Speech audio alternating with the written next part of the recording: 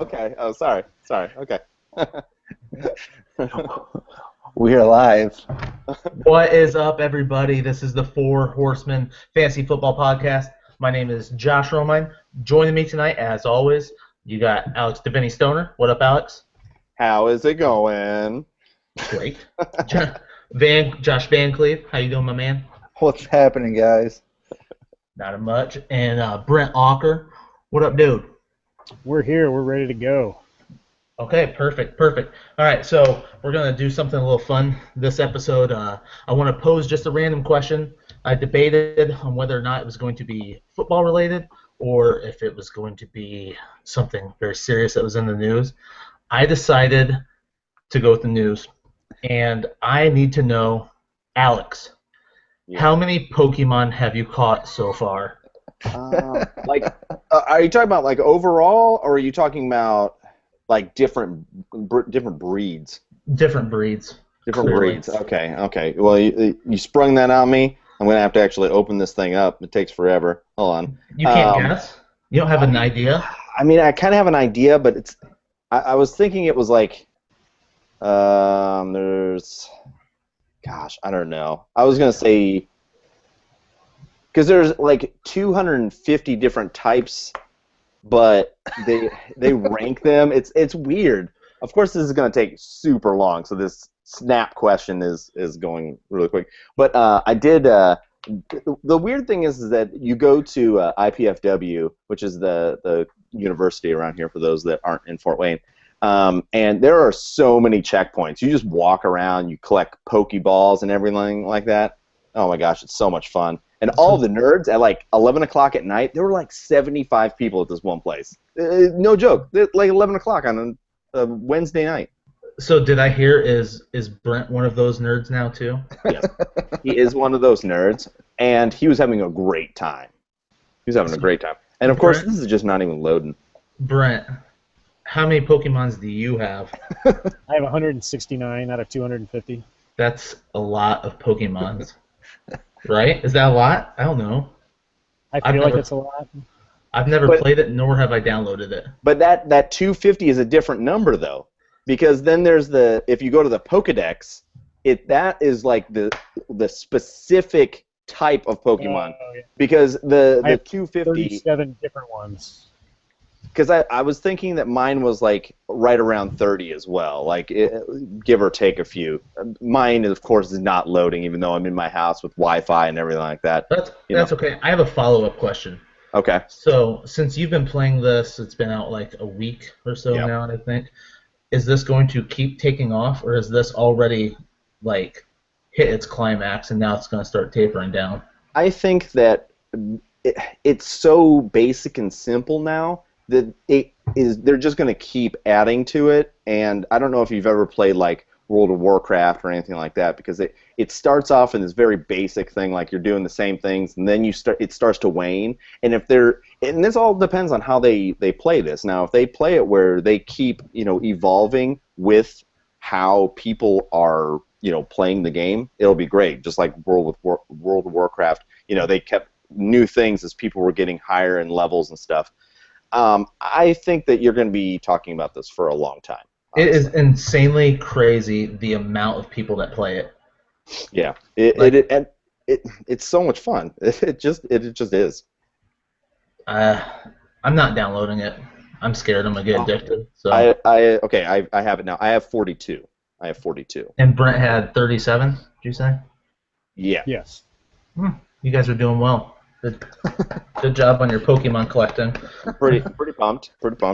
Feeling great about it.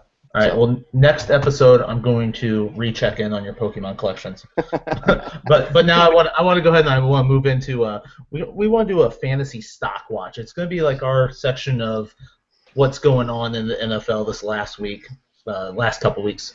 Just some different news items, which obviously right now it is a little bit slower. We've had a couple news items pop up. One of the bigger ones, especially with us living here around Indy, the one that we pay attention to is Tom Brady. And he just lost his appeal case, I believe was what happened. It was denied, which it's looking more and more likely like he's going to face that 4-game suspension. So kind of what I want to know is, do you guys see? We all got to see Tom Brady's stock going down. Clearly, he's going to miss the first 4 games. I'm more focused in on how do you guys feel about Gronk? Where's Gronkowski's value going? The thing about it is that Gronk is in a unique situation because we always say, oh, well, you can't look at him as a tight end because he can stretch the field, he can do all these things. I think that he's still, in this situation, you have to look at him as a tight end, which is a safety blanket for any incoming player. Honestly, I think that his athleticism will allow him to catch some more underneath stuff. He's not going to have to go out and I'm not really sure about Garoppolo's arm talent, but I really don't see his stock dropping too much. I mean, a little bit. I mean, you're talking about a Hall of Fame quarterback and dropping down to a guy that has never really played. You know, it's basically a rookie essentially. I don't see it falling too far though. So, Van Cleve, do you think it pushes him out of the first round? Because overall, he's going first, and his ADP is up into the first round. So, do you think that pushes him down out of it? I don't think it does. Yeah? I would agree. Yeah. I think Gronk is one of those special because right now, as it is, Gronk is in a tier by himself. Like he is just so much farther ahead with touchdowns, with yardage, and just he's so dominant against other players, especially linebackers. And then I think that especially with Garoppolo, if they do it, and I'm just guessing, but with younger quarterbacks or newer quarterbacks, you tend to do more short yardage to build their confidence up, and then to lessen the interception and completions. And so I think those under routes would definitely go to Gronk because they really, besides Edelman, you do have Edelman, but I mean the separation that Gronk can get with the linebackers and just his size, I think it's still going to be top tier. And I still think he's a first round, even though Garoppolo, because Garoppolo's been in the system for a while, so he knows it, he understands it, he's been prepping for it, and he's had a good relationship with Gronk. So I don't see real much of a change. Yeah, I told myself going into this podcast that I didn't really want us to talk about Gronk too much. He's so good. Like, I don't think there's really much that needs to be said about him. Gronk's on a whole different level. I agree. I don't think it changes it that much. Even getting 4 games with Garoppolo, I think Tom Brady's going to come out pissed, and I would love to own him for those last 12 games. Well, another thing to look at is I could see it where Gronk gets a lot more receptions. Maybe he doesn't have a ton of yardage. Maybe they don't get as many touchdowns. But I could see him getting 9, 10 targets because he is such a steady player that Garoppolo is going to be like, oh, I need to get it to Gronk. I could see that too. So I'm not saying that he might go wildly over what he usually is, but I could see him being even slightly better. Yeah, I think they open against Arizona, which is going to be a tough game to start off on. But I got a question to propose, if you don't mind. Go for it. Absolutely so, not. since we're assuming that Gronk is going to be doing a lot more short yardage and dealing with those bigger linebackers than some corners or DBs, do you guys feel that his injury risk is greater than? It's possible. I mean, it's possible that you have an inexperienced quarterback that leads his receiver or tight end into traffic and he could get a hit. I mean, that's a rookie thing that happens a lot. So you gotta kind of. It's still not something that's going to push him out of the first round. It's still not going to be enough for like a Greg Olsen or a Jordan Reed to overtake him. But it is something to be slightly nervous about. Now, a player can get injured at any time. It doesn't really matter. But that is a decent concern. Like it could be that just that inexperience could lead somebody like Gronk, who is going to go into those kind of situations. He's not a guy that shies away. So, I mean, that could be. Yeah, people have kind of started to forget about the Gronk injury history. That's kind of hasn't been that big of a concern the last 2 years, especially with everybody drafting him so high last year and it paying off well. people forget about that. That's a very good point. It's really a what have you done for me lately kind of thing. Like if a guy gets injured in the beginning of the season and then has a great second half, we completely forget the fact that he was injured. If he has a great first half, gets injured and kind of trails off, we think about that. So I mean, we do have a short-term memory issue with fantasy sports. Like we look at like the last 6 games and that's Jordan Reed. Jordan Reed or his quarterback. I mean, to be completely honest, like you just have to look at that and say, okay, that was a couple of years ago. They again experienced quarterback doesn't lead his guys into those kind of situations, so it's something to watch out for. Yeah. All right. I want to move on to the next news item. It's not tight end related, but I kind of want to gear this one over towards Brent because we've talked about a little bit the wide receiver core down in New Orleans. Their Anquan Bolden is in talks, I've heard, with the Saints, and he possibly might join that club. Brent, how do you think that if Anquan Bolden does sign with the Saints, how does that, one, change his stock value? And then 2, how does it affect any of those other wide receivers right now that we're looking at in that? Anquan Bolden is he's more of a possession receiver in my mind. I think he has hands. That's about it. He's kind of lost all of his playmaking ability in my mind, even with Breeze as a quarterback. When you compare him to the other wide receivers on New Orleans, it's almost like he takes that Marcus Colston role almost. The guy they just drafted was kind of supposed to take over that role, so he almost push Michael Thomas down the list a little bit. Brandon Cooks, I really don't think his value is affected too much. Willie Snead, though, his value probably goes down a little bit just because. But, I mean, you could get Willie Snead later on in drafts even further down the list as far as he goes. But I do think Anquan Bolden's, if he was to sign with the Saints, it does affect those wide receivers 2 through 4 almost. Yeah, I could see that. Alex, I know you hate old guys. How you feel about it? Honestly, I think that him in a situation with New Orleans, I don't like that wide receiver situation. I just don't. I don't trust any wide receiver, even Brandon Cooks. I just don't. In a best ball kind of play or something, great. He just scares me, and all those wide receivers scare me. I had Willie Snead last year, and it was the worst trying to figure out when to put him in. And that goes pretty much, other than Cooks, that kind of goes for all those wide receivers. So I don't know. It has nothing to do with his age. Honestly, if he went back to San Francisco, I would like him there. Yeah. I don't like him going to New Orleans.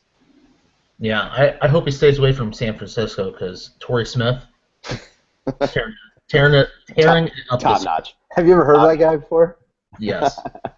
Alex knows him well. Beautiful man. He haunts him at night. We got to get him on the show. Yep. You get that figured out. I'd love to talk to him. Moving on to another wide receiver. Came out, Nelson Aguilar will not be facing charges, but I was looking at these news and notes, and does it really even matter? I love Ruben Randle. I loved him when he played for the Giants. He just never really came to fruition. Do you think Nelson Aguilar plays a role in this offense? I think had something happened, that honestly, that's kind of what the note that I put in there about this is, that simply the fact that they're saying, okay, he was not in the wrong, he didn't do anything wrong, because if you put charges of a sexual nature on a player, that can push them out the door. I mean, that can push them not just down the depth chart, but out the door. So I think it's good for him that is kind of put to rest before training camp, before anything else. But I agree. I think that he was a poor choice in the draft. I don't think he fits. I hate USC wide receivers in general. So I can see Ruben Randle or my boy Josh Huff taking it over. Yeah, I could see that. I'd rather take a chance on Nelson Aguilar than Ruben Randle. Why? Ruben Randle's already shown that he can't produce really. That he can catch He touchdowns. can't do it in a good situation. Yeah, he had a great situation in the Giants, especially when Victor Cruz was out. He still didn't show up. Well, and there were what 4 guys that cover Odell Beckham Jr. and you still can't get open, still can't make plays. Yeah. I see where you're coming with that. Like I get that Nussauer may not be, we don't know what he is because he didn't produce anything last year. Different offense, different scenario. We'll see. We'll see what how they utilize him, but I don't see Room Reynolds. I think that Room Reynolds just as insurance. And we'll also look at Doug Patterson's wide receiver situation the last few years. He really hasn't done a lot with them. Last year, I think he did. Last year was the most that he did with them because Macklin, and then also is it Conley? Is that right? Who knows? that wide receiver core, whatever. Chris Conley, I think, right? Chris Conley, and he showed some flashes of today. So I'm anxious to see what it is. Yes. Was he a rookie last year? Okay, that's what I thought. All right. Well, I think as far as news goes, that's about the bigger of the stories. I do want to move it along now into our bread and butter of this podcast, which is going to be our tight end rankings. That's what this show is really about, our tight ends. So our tight ends. But looking, I didn't know if I was going to point that one out or not, but I'm glad you put it on. Yeah, good. I'm glad. So. I've been reading some straight rankings. I don't really want to do that so much, and especially with tight ends. I don't want to focus in on just listing players. I want to touch on a few of ours that are a bit of a surprise to me. I think that we have Zach Ertz higher than a lot of people. He comes in at number 6 on our consensus rankings, and the question that I want to pose is, what are your expectations this year for Zach Ertz? What kind of stat line do you guys see him putting up? Feel free, Alex, Josh. Okay. Well, honestly, I kind of personally, I think that Bradford plays a few games. They switch over to Carson Wentz, so I think he's going to get a lot of play in the end of the season. I kind of see between 700, 800 yards would be pretty good, maybe 6 or 7 touchdowns. I think that this is the year that he kind of becomes at least somewhat of a dominant force on that, kind of taking over, not like the recent Greg Olsen, but kind of Greg Olsen, very consistent. I don't think he's a superstar. I don't think he's Gronk. I don't think he's Jordan Reed. I think that he's going to be a decent fantasy producer right around the 800-yard mark. How many touchdowns is he going to score? 6 or 7, I would say. I think that makes sense. Yeah, that sounds about right. So with Zach Ertz, you have his new coach is Doug Peterson. Last year he was the offensive coordinator of the Chiefs when he had Travis Kelce.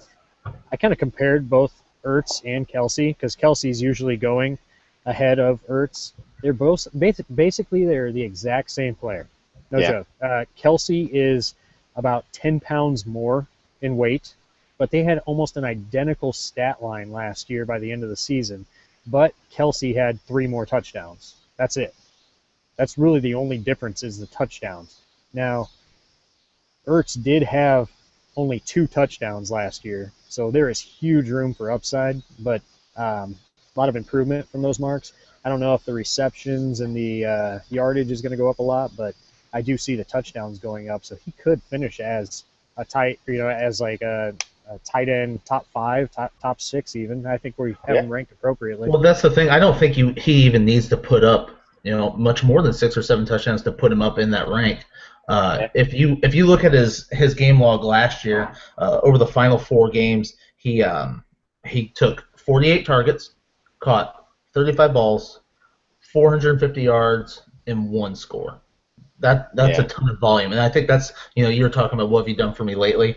People remember those last 4 games. If you look to the first 11, what was it? 66 targets, 40 catches, 403 yards, 1 touchdown. Yeah. So, the thing is that we kind of have to throw away a lot of what we think we know about the Philadelphia Eagles from last season.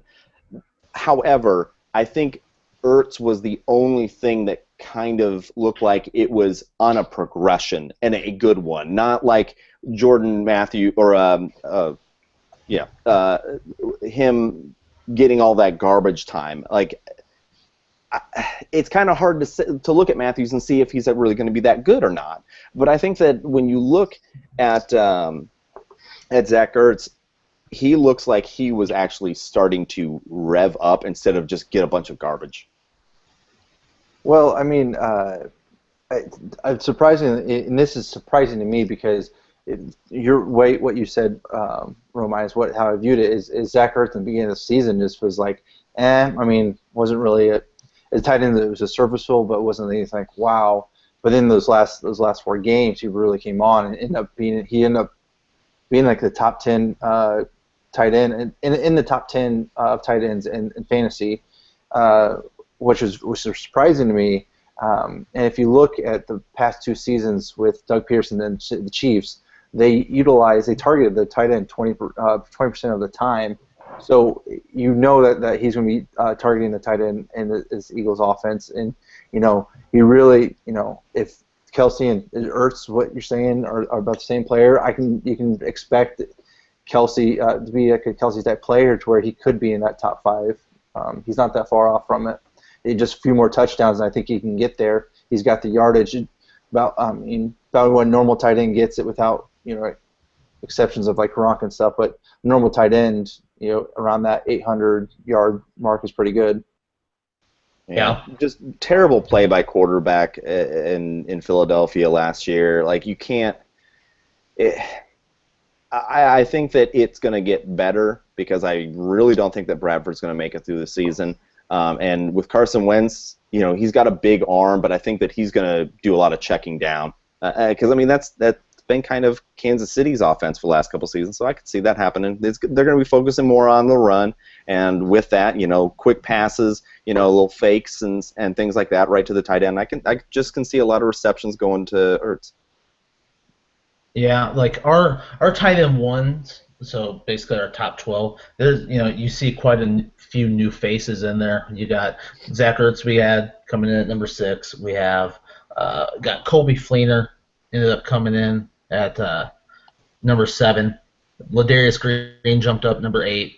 There's a lot of new names in there. Another one that ended up jumping up, just barely making our top 12, was Eric Ebron. In our text messages, we've had a few discussions on Ebron and whether or not we even need to talk about him.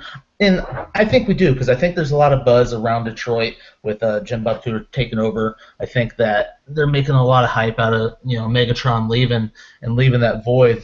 What I want to know is, I want one of you that believes in Eric Ebron to answer this question for me, because I'm looking for a good answer. Who thinks that he is going to step up and prove himself to be a upper echelon tight end in that system? Anybody? I haven't seen it. This is what I'm talking about. I just haven't seen it. He's had so many opportunities, and unlike Zach Ertz, where we were kind of waiting for it, and then he was kind of thrust into this second year he was supposed to be great, and he wasn't all that great. But it takes 3 years to really get into that, because there's a lot of things the tight ends have to do. Like, they're blocking, they're a primary thing. If they can't block, and that's been kind of the problem with Ertz, is that Brent Selleck has been a much better blocker, so they've been sharing time. I don't know. Like, what he now has nothing in his way. If he does not produce this year, it's time to move on. And I think that's what it's all about, too. When you have a Calvin Johnson on the team and Matthew Stafford is only looking at one guy the entire time, and that's Megatron, now you have 150 targets to disperse now that he's gone out of that offense. You throw in Eric Ebron, just give him another 40 targets out of that 150. 40 targets could give you... But he still has to catch the ball. Well, if you watch him play, though, man, he was going after some balls, and it was in coverage, too. He caught a lot, but he dropped a lot, too. But he's going after the balls. He's open on a lot of plays, but is Stafford looking for him? Probably not. He's probably looking for Megatron or Golden Tate. Golden Tate had 130 targets also. Give him another 50 targets or so. Who knows? I mean, he's probably the number one in that offense now. But is that this is a guy that they drafted in the first round? Is the fact that they weren't looking at him a glaring issue? Because honestly, I can't say, oh well, you had Golden Tate. Golden Tate's not a superstar. Yeah, Megatron, an amazing wide receiver. I think that they were avoiding him because he was dropping so much. He's really going to have to change things. That's why I'm not sold on him. I don't think he had a big drop rate last year at all, if I read right. But I just think there's going to be a lot more opportunity, obviously, with Megatron leaving. So the target share, he's going to get a lot more targets his way. So there's better room for production, too. More touchdowns, more red zone targets, everything.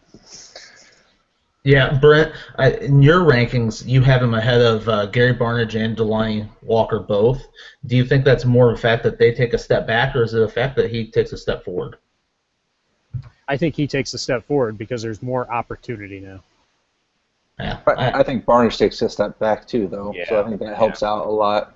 I mean, Megatron was a big part of that offense, and Stafford went to him a lot.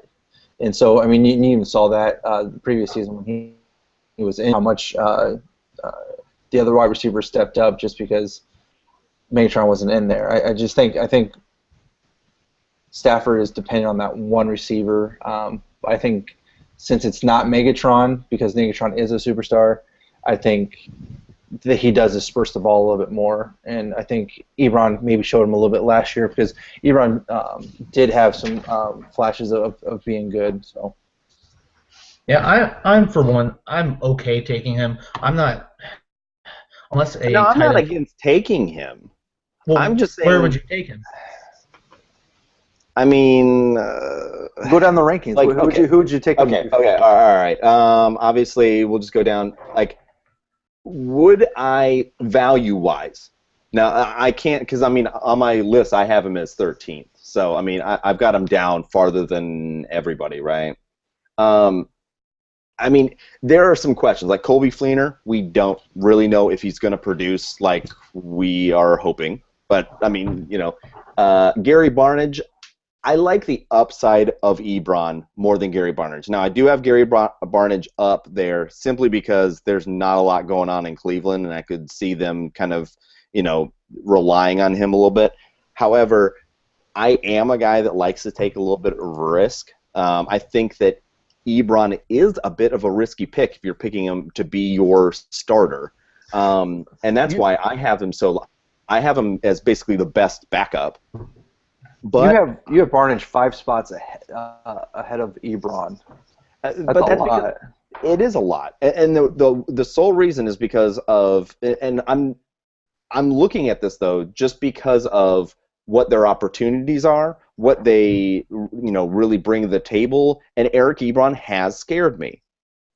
I've been burned by Eric Ebron in leagues, and I think that's one of those things, kind of what we were just talking about. What have you done for me lately? He hasn't done anything yet. He hasn't been the guy that goes out and lights the world on fire. He hasn't been that guy that has 11 catch, 110 yards with 3 touchdowns. I mean, he hasn't even had one game that makes you think, oh my gosh, this guy's going to be amazing. And that's what bothers me, is that we're going this far in, and we still haven't really seen that.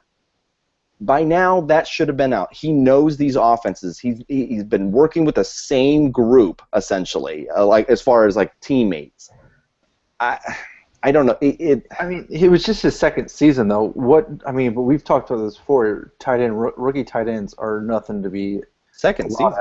It's his only second season, yeah. This is Ebron's upcoming 3rd season. This will be his 3rd season. Oh, this is third. And I thought this was his 4th for some reason. Okay. And he's had Brandon Pettigrew in front of him last 2 seasons too. Last year he actually started working with the first team. Yeah. So he went from 1 touchdown his rookie season to 5 touchdowns in last year. So I think it's going to improve more. Well, I don't want you to think that what I'm saying is that he can't produce. It's just like a running back. When you get a running back and he has this, big run. He might have sucked the rest of the game or something, but you see that flash. In what I have seen from Ebron, I just haven't seen that flash. It's like, oh, okay, he's going to turn the corner. I haven't seen that game or that group of games or anything where it looks like, okay, he's starting to come around now. And that's why I have these guys above. Now, if I can get him, as where I put him, that's great value. I would love to get him where I ranked him, which is 13. We kind of together have him at 12. I think that's where he belongs. I don't think that that's wrong at all. I just think that when you get a guy like that, I think you also have to get somebody else that you can at least look at as another option if you need it. Yeah, I get what you're saying. I like Ebron to, like you said, to take around that and see how it pans out. I think that he could be good for that offense. But I want to move it on to a tight end that we're all familiar with that has had many a good seasons in fantasy football. Last season was not one of them. That'd be the one, Mr. Jimmy Graham, who last year, Week 11, went down with he had ruptured his patellar tendon, pretty serious injury. Do you guys think he's going to play football this year? Is he going to take some snaps? He's not going to play preseason. I know that. It's going to be pretty tough for him to get to regular season. That patellar tendon is one of the worst in the injuries a football player can take. Yeah. It's a lot harder to come back from that than like ACL and stuff. Right, yeah, that's the one that Victor Cruz had that's now he hasn't played since 2014. But so Josh, if you had to set in, you don't think he's going to play at all, or do you think he might play some games? He will play some games. I know that. I don't know how it's going to be tough for him to get back into it because it's not like it happened at the beginning of last season. So he's got to take some time to rehab that and to get back to running on that. Like I said, it takes some time to come back from that injury. So why would they not put him on the PUP list? Do you think they will? I don't think he's going to miss that. I don't think he's going to miss that many games. I'm just saying that he may be healthy, but he may not be like full go where he's like can come straight out coming. I think they should. I think they should put him on the PUP list because they showed they don't even need him. Like they spent so much money on him, and he was actually kind of a hindrance. I mean, they couldn't get their passing game going. He goes down. They are an amazing passing team. They don't need him right now. So I just think that they're going to say, okay, we're going to put you on the PUP list, see how things are going, and then they're not going to rush him out there. I think that putting him out there in the first few games is just rushing him out there and blowing your investment. So if I put his over-under at 10 games, are you taking the over or the under? I would go under. Van Cleve? I'm thinking. Because the last game he played was in November. I'm gonna go. I'm sorry. I'm gonna go. I think he'll play over. I think he'll be active for over. Not to say he'll play for over, but I think he'll be active. So you don't think he's going on the PUP list? Brent, what do you think? Yeah. I would say I would go the under. I think we're also forgetting that he's one of the better run blocking tight ends in the league also. So I'm not sure how much stress that actually puts on that knee and that ligament as far as run blocking is concerned. So maybe he would be slow with the passing game at first if they were to bring him in. But if he's there doing run blocking for the first 8 weeks or whatever until he starts getting going, that might be a solution for Seattle as well.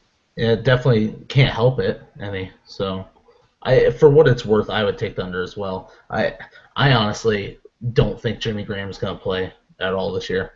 So, which is sad because he's been exciting. Well, but the thing is that he was great in New Orleans, but he was so awful. I mean, you drafted him as your starting tight end to be great, and he was terrible. And Seattle's never really had a great tight end. They've had guys there, even pre-Russell Wilson. They just haven't put that together under Pete Carroll. And I just kind of think that they overpaid for a guy they just can't use. Yeah, that's what they had. Zach, was it Zach Miller that they had? Maybe. Yeah. I was gonna say who's their backup? Who's behind Graham? Luke Wilson. Oh yeah. There's Well, Cooper Hilfitt. Luke Wilson at one point was talked about to be, that he could be really good, I believe. And there was that Carson guy. I can't remember his first name. They just drafted the Ohio State Buckeyes, Nick Vannett, too. Okay.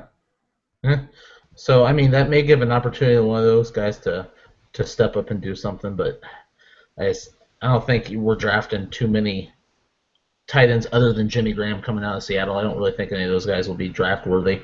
So, I'm sticking away. I will say, though, Jimmy Graham, the time he played, he had more yards and more targets than Eric Ebron.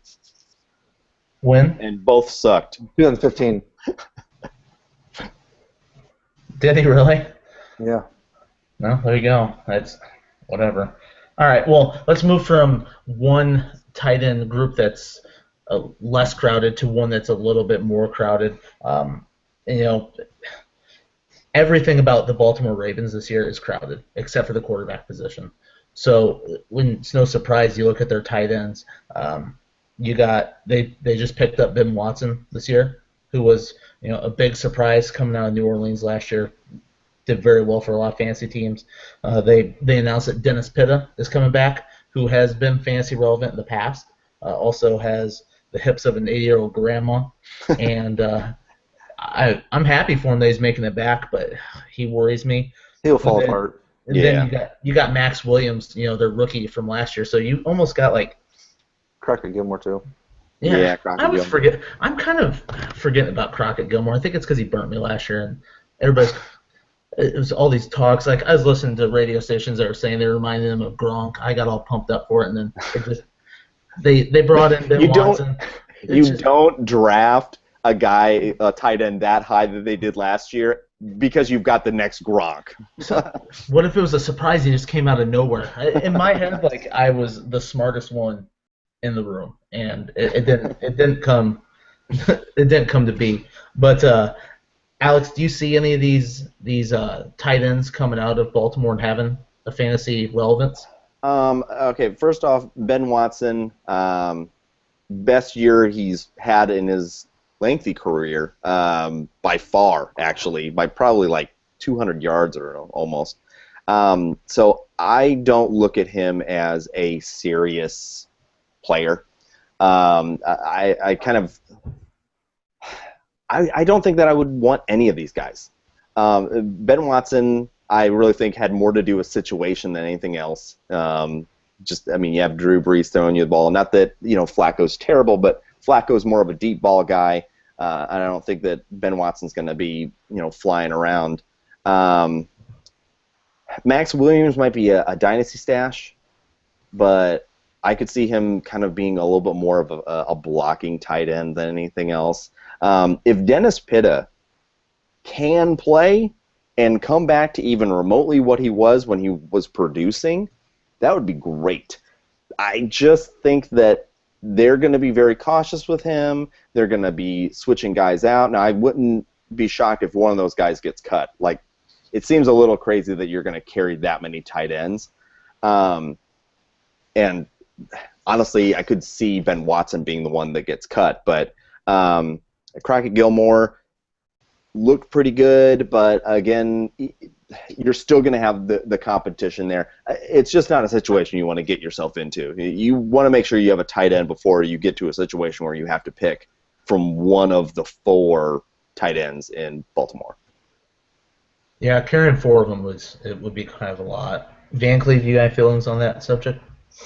I just want to avoid that tight end core right there altogether. It's too crowded. You have 2 young guys in Gilmore and Williams that are coming in. If they do go with a lot of 2 tight end sets and do something like tight end like New England, I don't think they're set up that way. Joe Flacco doesn't throw that way.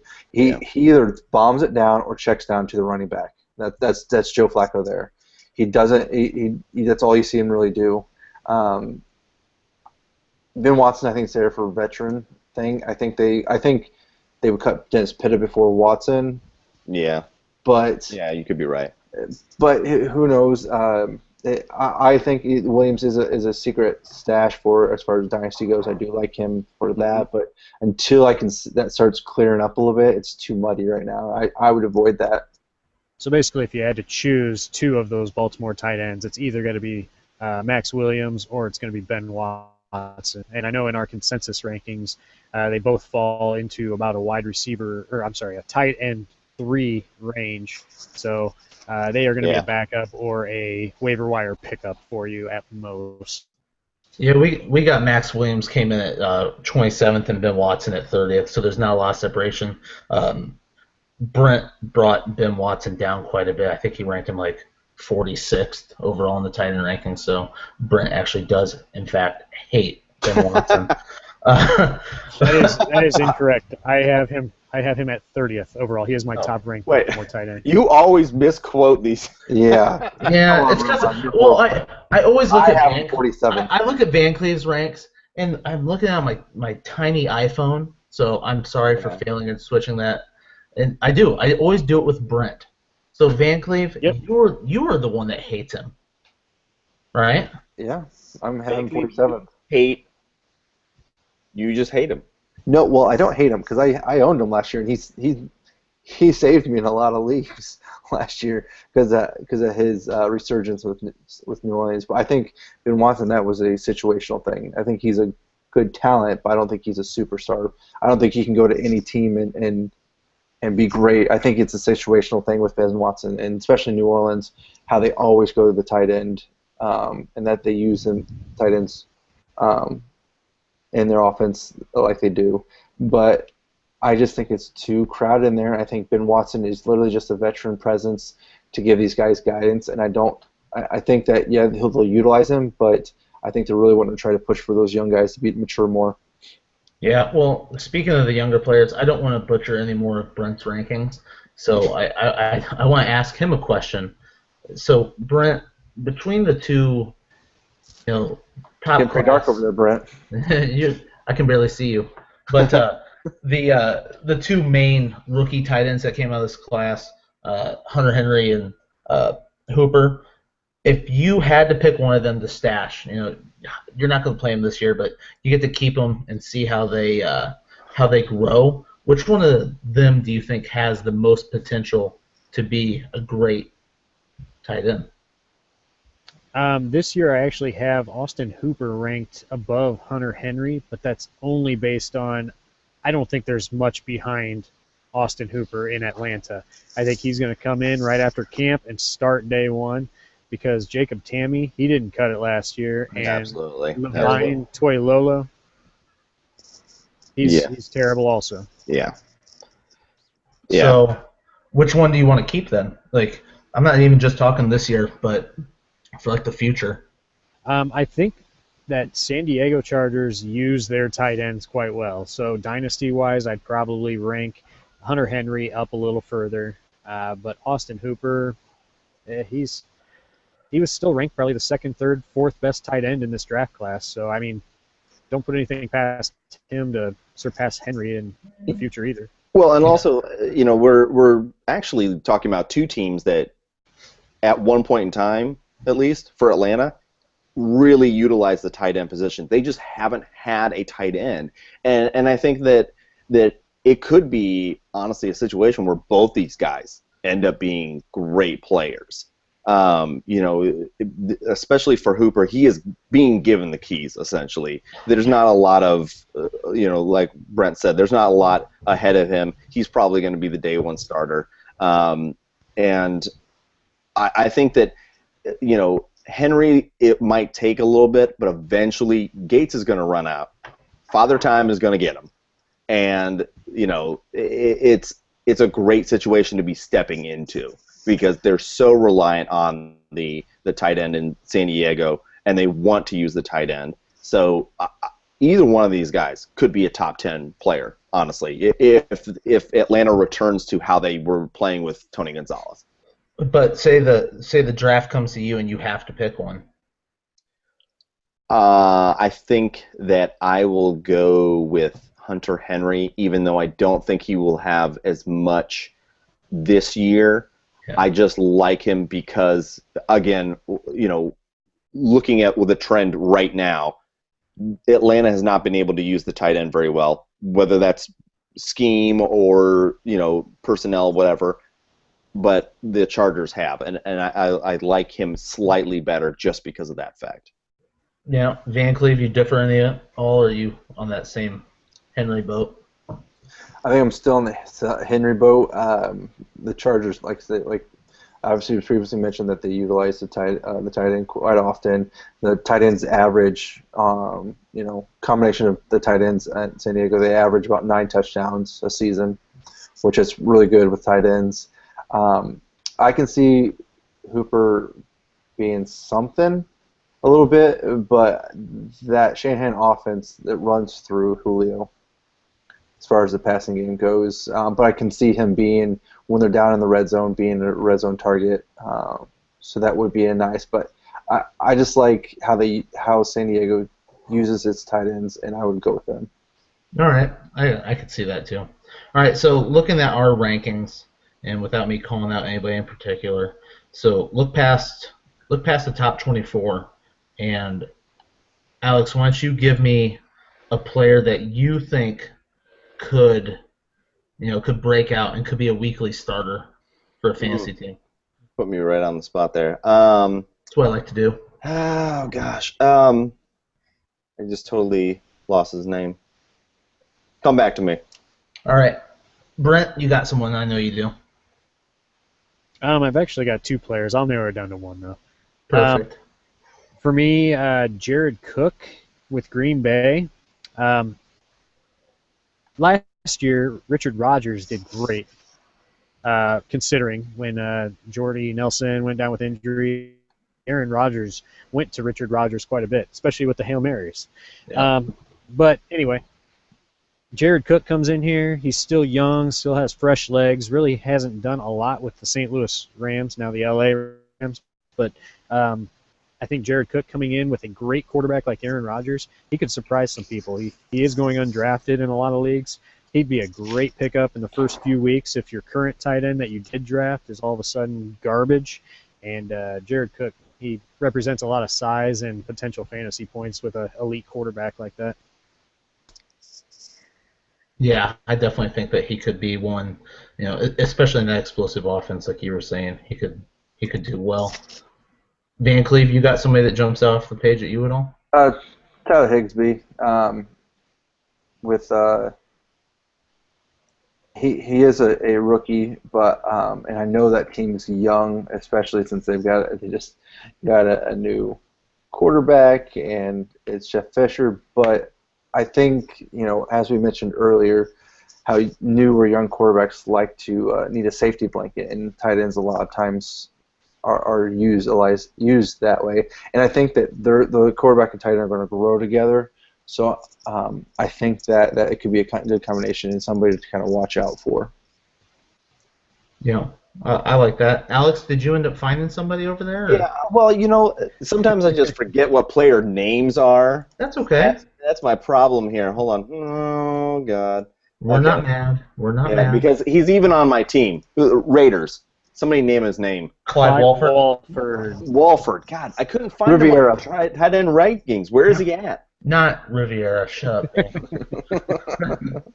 Where's Walford at on our rankings? He is right there in that mid-range, I think. We got him ranked 20th in our consensus. So. Oh, we have him a lot higher than I thought. Okay. That's okay. I can let it slide. Okay. Well, I mean, the simple reason that I'm sorry, I totally dropped the ball on this one, guys. Yeah, definitely did. Apologies all around. The reason why I like him is simply because the young offense.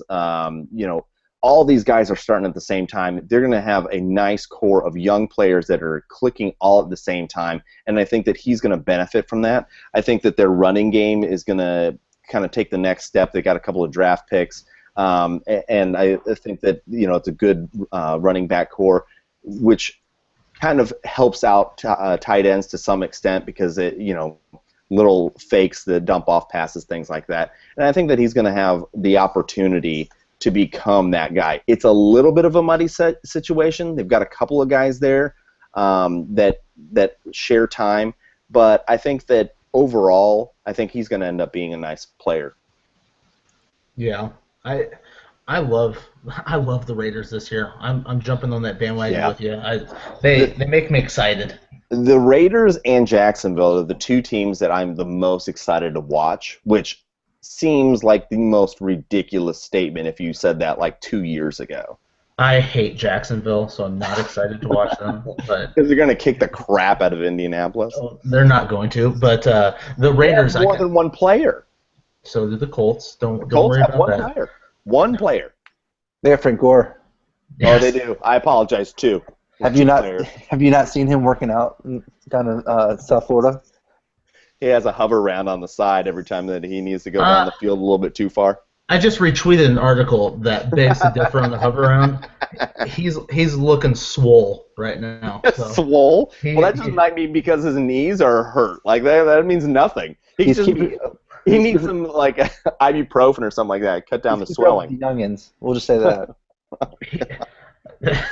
Are we gonna have we need a Frank Gore bet to add to our. Hey, isn't it you that's on Moncrief's side? Aren't you high on Moncrief? Yeah. Yeah. He owns Moncrief. So that's three then. Okay. On the two I know too. Okay. To be completely honest, the thing that I have a problem with is that if Derek Carr goes down, I think they're still a good team.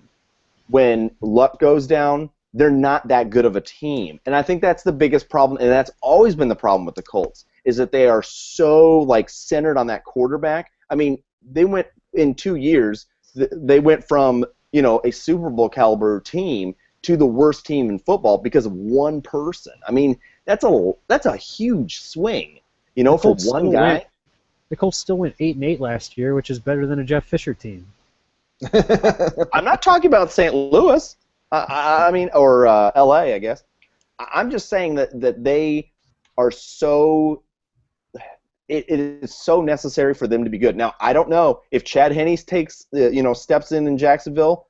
I don't know, because that's a rough backup situation. They need to fix that, but I don't know. I think that we kind of got off topic here, but I think that overall, we can even talk about Dwayne Allen. He kind of scares me. I don't know why they kept him. He was not good. He was injury prone. I mean, why do you let Coby Fleener go and then you keep Dwayne Allen? Because Coby Fleener has the worst hair in the NFL. No wonder you love him.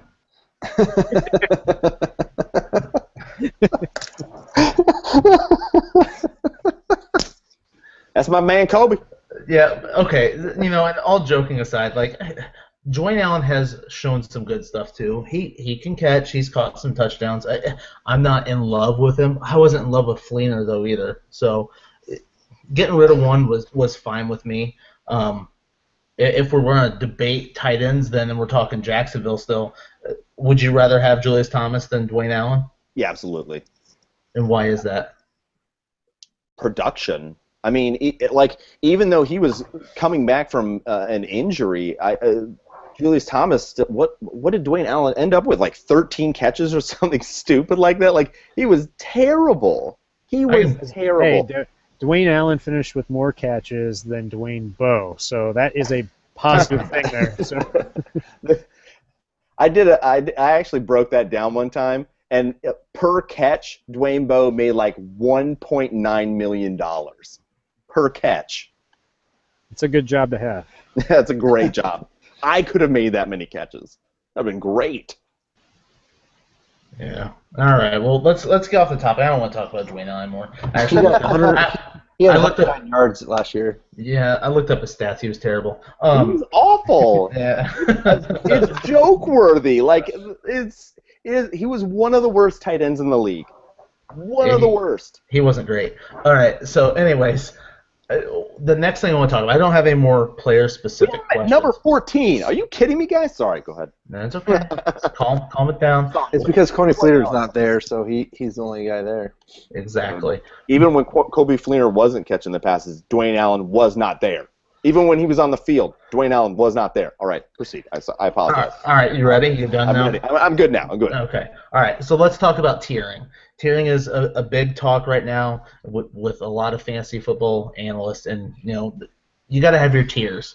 You got to know where to take people. If you guys are talking tiers and tight end, I kind of just wanted to see where your guys' heads were at as far as how you've tiered your picks and what you would be happy with. Can I just pose a question real quick? Why do we need to tier? Like, why do I mean? I'm just this is just a general question. Like, we have this need to put these guys into tiers, but that really doesn't change anything other than I guess you're kind of looking at okay, there's a huge gap in between these guys. I mean, because when you have one guy in a tier, that really doesn't change the makeup of things. To me, I don't know.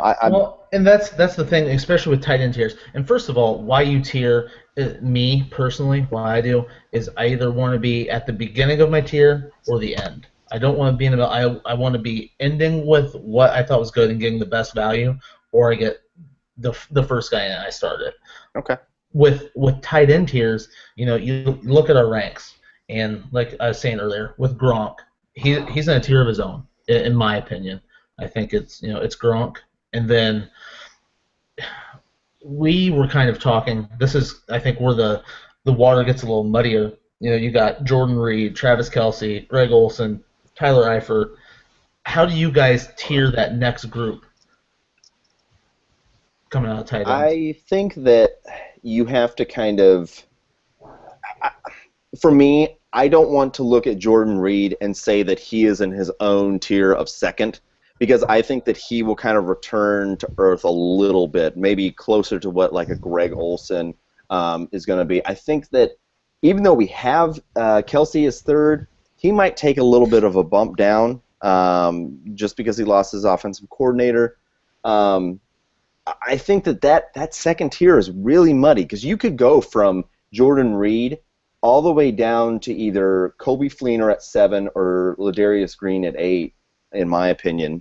But any of those guys could also be in a third tier. I mean, after Gronk, tight ends are so muddy that it's hard to even use a tier system on them. Yeah. So you think after those top 4?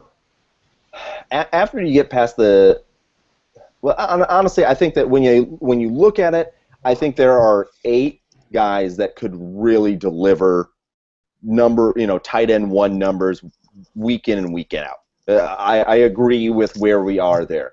Then once you get to your guys like Julius Thomas, he's relatively consistent, but he's an injury risk.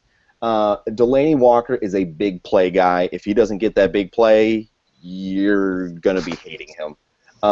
Gary Barnidge, kind of a question mark. Eric Ebron, we've talked about already on the show, a little bit of a question mark. And then you kind of get into other guys like Antonio Gates or Dwayne Allen that we were just talking about. You kind of want to get some of those top 8 guys. Otherwise, you're going to want to grab maybe, depending on how many tight ends you start, 2, 3 guys and make sure that you can kind of stream them. Yeah, it does have a lot to do with how many you start. If you're only having to start 1, I either want one of those first 5 or I literally don't care. Give me 2 What about the next What 20. about Zach Ertz? I mean, we were just. Are you not on the Zach Ertz? I pushed him down a little bit. Like, I like Ertz's potential, but I don't compare him to a Kelce, even though Brent kind of did it. Yeah. I think Tyler Eifert is all touchdowns. Right. That was all touchdowns, and I think that Zach Ertz and Tyler Eifert are kind of the same player. To be completely honest, I don't know. I think Except that Ertz scored no touchdowns and Eifert scored double-digit touchdowns. Okay, but what if you take away that, or if you balance that out to be, they get the same amount of touchdowns? Ertz is going to be way better than Eifert. Just based off volume, I can agree with that. But also, it'll be interesting to see. I know Eifert has got the foot issue, but doesn't look like it's going to be a concern. But if it's not a concern, so say he starts week 1 and he's fully healthy, with the loss of the 2 wide receivers coming in there, you think Brandon LaFell is going to be taking those catches? Again, I really feel like people overvalue Mohamed Sanu and Marvin Jones. I think that you can take a couple of guys, throw them in there, and they're about the same. Like they were just situational guys. They would have a couple of good games. They each had a season where they kind of shined because of touchdowns. I think that offense really is going to kind of move the same way. Like, I'm not saying LaFell is going to be great, but I think there's going to be somebody that steps up, and Eifert could do well. I'm not saying that he won't, but I don't think that Marvin Jones is holding Eifert back on his yardage. I think that's a little crazy to say. I mean, it could be the targets. He was definitely a red zone target, but I think he could see more catches in the middle of the field. Wow. But you like him more than either Coby Fleener or you're not a big Ladarius fan, right? Ladarius scares me, man. I love me some Ladarius. Van Cleve loves him some Ladarius. I used to love him. Oh, scorned lover. He's burned me. So see, I think that just kind of what we were talking about though is after Gronk, and then we'll go ahead. I'll just concede and say that Jordan Reed is the second best tight end. I really have this feeling that he's going to regress, but let's just go ahead and put him in his own tier. After that, I think that Kelsey, Olsen. Olsen's going to be the closest to Reed in my opinion, but yep. I think the rest of those guys, until you get to where we have Dwayne Allen, that's where things drop off considerably. I think Antonio Gates at 13, and then after that, there's a huge gap where I probably would put rounds in between where I'm drafting those guys. I almost was going as far as saying Delaney Walker would be closest to Jordan Reed. I think he's up there with Greg Olsen and above Travis Kelce. I think he's underrated. I don't. Why? He gets one catch. No. And what? Where? He gets more catches than that. There's like one or two games where he has a pass longer than like 30 yards. Keep talking. I'm looking up his stuff because I don't know it all. Alex, on your own personal tight end rankings, you have him as a top 5 tight end. Delaney Walker. Because he does put up. Okay, I'm talking about how him putting up the numbers. He puts up numbers. It's just not very consistent. I would disagree with that. He did have a good season last year. And look at the season before that. He had like over 800 yards. And let me look at the game logs because he would have like he was kind of like Martellus Bennett at times, where he would have like this little cluster of huge games and then kind of disappear for weeks. I might be retracting my statement, so you go ahead. You can keep talking about it. He was pretty consistent last year. He does make me worried, especially I've been hearing a lot about Mariota talking about them focusing in on the run this year, which I don't know if it'll take too much away from him, but they've been talking about going to the run a lot, which if he's going to be blocking more. Okay, I'm just kind of looking at this. He was much more consistent last year than I thought he was. He led Delaney Walker led all tight ends in targets, receptions. He finished as a top 3 tight end in yards per game, longest reception as well. And he had a strong ending the last season, finishing with 12 or more targets in 4 out of his last 5 games. So he was pretty consistent. Great season. He's also, he's also getting up there in age, which I'm kind of surprised that you, Josh, of all people, the person that was condemning Greg Olsen because he was 31. Delaney Walker is going to be 32 years old. Like, are you serious? I'm not saying that like Greg Olsen's this horrible. No, that was what you said. You are digging the grave, and the body's still warm, man. Come on. You said that. I'm just saying, Greg Olsen and Delaney Walker, they're close to each other. That's all I'm saying. I think one thing that people that listen to this can guarantee is we're going to contradict our own stuff constantly, absolutely constantly. Because I rank Delaney Walker 5th, and I'm talking about him like he's a piece of garbage, and Van Cleve over here talking his praises, even though he's almost 32 years old, and he hates people that are over 30. That's the thing with fantasy football, though. You can use every single stat to use it however you want. So we can argue this all day long. But I want to move on.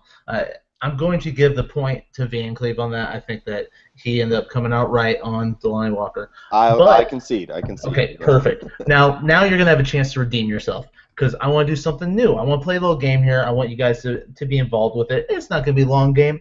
I got 7 guys that I want to quiz you guys on ADP. I'm going to give you a name.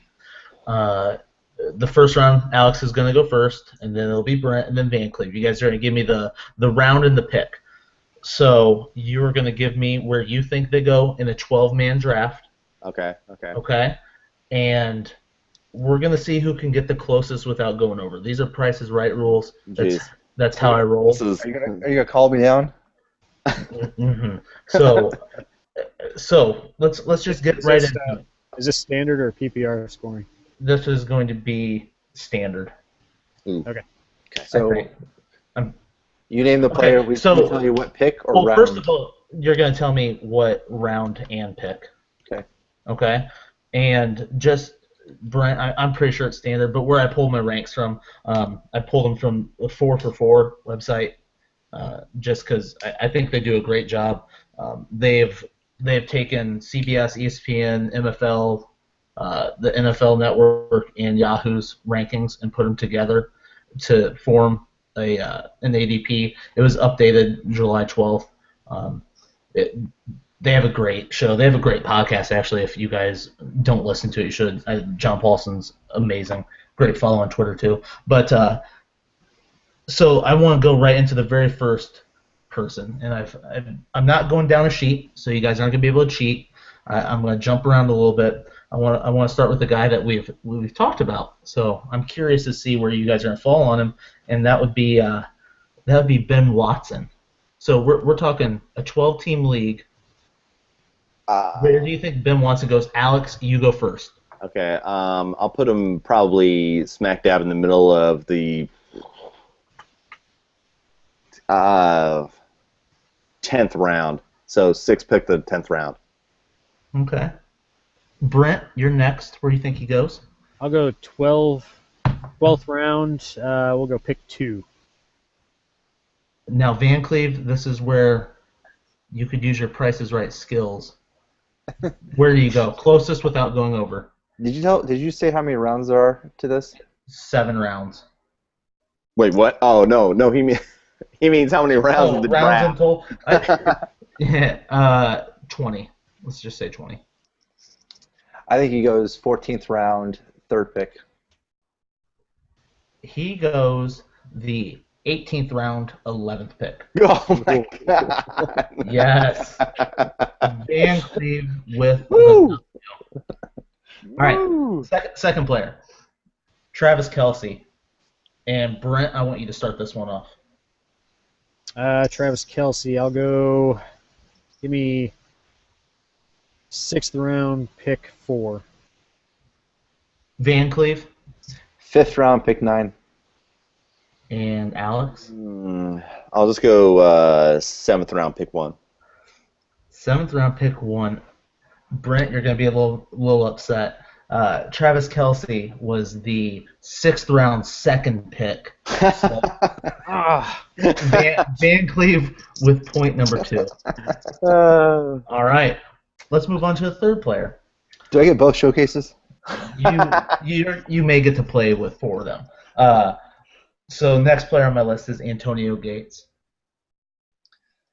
Old man Gates. Van Cleve, you started off this time. I'm going to say 15th round, 4th pick. 5th pick, did you say? 4th. 4th pick. All right. Alex? Oh, man, I was going to go way higher than that. I'm going to go 8th round, 1st pick. 8th round, 1st pick. Brent? 8th round, 2nd pick. No. God. God. Great job, Brent. Antonio Gates is the 9th round, 11th pick. So. Son of a bitch. Brent's on the board. It's like I'll go Nicely- 801, Bob. Nicely done. All right, guys. Uh, Listen, I'm loving the old tight ends. I want to know where you think Jason Witten goes. And Alex, I want you to start it off.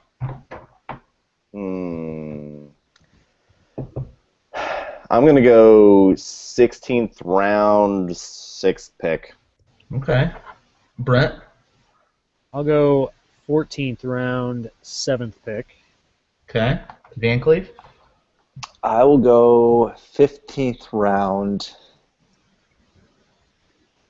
2nd pick. 2nd pick. Brent, you're pretty good, man.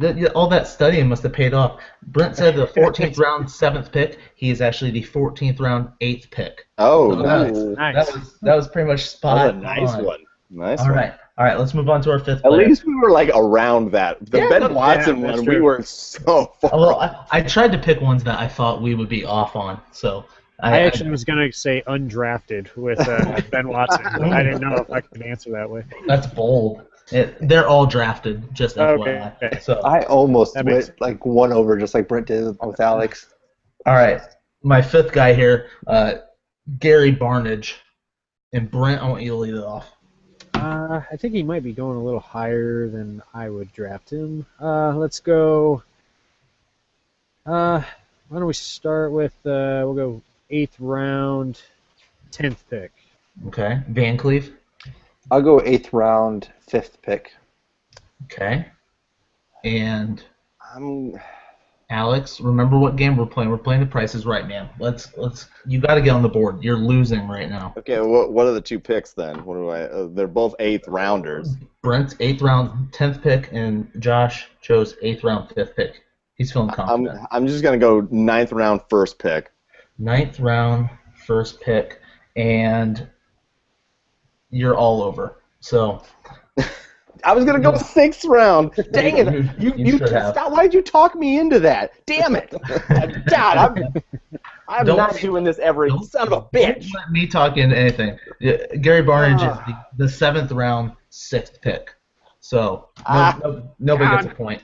All I was right. gonna have it too because I was gonna go 6th round because I feel like he's gonna be way overdrafted, and I would never take him. I would even in the 8th round. I just think there are other guys that are a little bit better. You got to learn to trust your gut. Ugh, That's all. The only shouldn't advice I allow have you for to talk me into crap. Listen, I didn't talk you into anything. But Whatever. let me talk you into Dwayne Allen. Oh, geez. Undrafted. You don't get to choose. Van Cleef, you're leading me off. I need you to tell me where he is going. 10th round, 8th pick. Okay? Alex I'm gonna go 15th round, 1st pick. and Brent. I will go 12th round, 1st pick. Alex, I'm proud of you. You were on the board. Dwayne Allen was the 15th round, 11th pick. You're only 10 picks off, buddy. Nicely done. All right, guys. I have a surprise for this last one. Okay? Van Cleve's at 2 points. Brent's at 2 points. Alex at 1. You still have a chance to win. This last pick is worth 3 points. All right. 3, not 2. 3. Made it up. 3 points. Well, here's why. I have 3 tight ends that are back to back to back Oh God. selections. Okay. 3 right in a row. My 3 names. I have Kyle Rudolph. I have Jordan Cameron. I have Jared Cook. Tell me which one of those guys is the highest drafted out of those 3. So we're not naming. Just not- one. One of those guys. Jared Cook, Okay. Jordan Cameron, Kyle Rudolph. I'm gonna go Jared Cook. Jared Cook is Alex Pitt. Brent? I will say Jordan Cameron. And You know what? Just to make it Van Cleef? interesting, I'm going to go Kyle Rudolph. I'm so glad you guys did that because I have no idea what I would have done if you would have chose the same person. So Kyle Rudolph was actually the first pick. Oh Wow. man. 17th round. I wouldn't pick that. I 17th would round, 7th not. pick. I was surprised as well. But you guys know what that means, right? Van Cleave won. That's Yeah. right. So That's you- okay. Get used to it, because I've been winning all year. Oh, That's time for not true everything. at all. That's not true at Oh. all. Oh, All right, guys. You have Listen. to actually have some draft picks to make a difference. You think I have to draft pick this year Yeah. to be able to win? Okay. Yeah, you're hoping that those guys don't blow out their knees this year. That you are all on hope and prayer right now, buddy. You're all in hope and prayer that all your No. rookies is paying out for you. Listen, that's all you need. I have 10. I get 10 of them. I love it. I only need 5 of them to hit.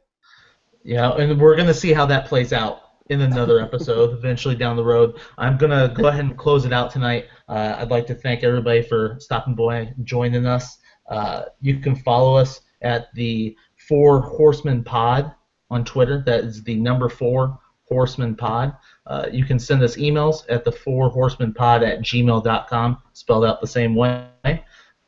Next episode, we are going to be talking running back rankings. So it should 6-hour be. episode. It's going to be at least 17 hours long. So bring a blanket. And some popcorn. Thanks for joining us, guys. Have a great night. Take it easy. Peace out.